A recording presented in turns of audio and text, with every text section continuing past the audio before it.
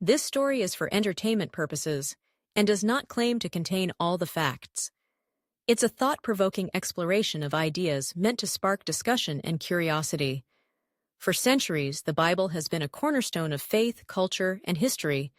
But what if it's more than just a spiritual guide? What if it contains hidden evidence that proves its divine origins and historical accuracy? One such possibility lies within the story of Noah's Ark, a tale often dismissed by skeptics as mere mythology. The theory begins with an unusual correlation, the uncanny resemblance of the Great Flood story across ancient civilizations. From the Epic of Gilgamesh in Mesopotamia to the flood myths of Native American tribes, there's an undeniable consistency in describing a catastrophic flood that wiped out most of humanity. Could these stories stem from the same real-world event? Here's where it gets intriguing. Geologists have discovered evidence of massive, sudden floods occurring at the end of the last ice age, around 10,000 BC.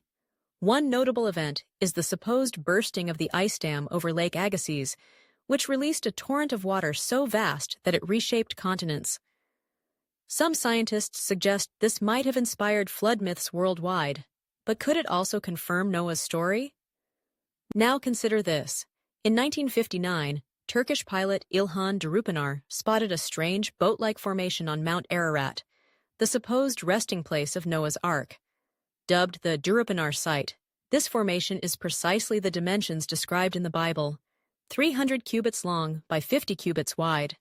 The Turkish government even declared it a national park named Noah's Ark National Park.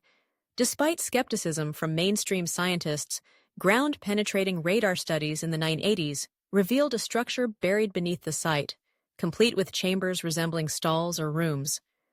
Could this be the remnants of Noah's Ark, preserved over millennia? But it doesn't stop there. A lesser-known detail in the book of Genesis describes how God instructed Noah to cover the ark in pitch, a waterproofing material. Incredibly, researchers have found traces of bitumen, a type of pitch, on ancient shipwrecks and artifacts from the same region and period. This aligns perfectly with biblical specifications. Even more shocking is the genetic angle. Modern genetic studies have traced humanity back to a bottleneck event thousands of years ago when our population dwindled to a few thousand individuals. While this doesn't directly align with the timeline of Noah's Ark, it supports the concept of a global catastrophe that nearly wiped out humanity, a scenario eerily similar to the Great Flood. If the Ark is real, does that mean the rest of the Bible is equally authentic? Could it validate not only the flood, but the existence of other biblical figures like Moses, David, and even Jesus?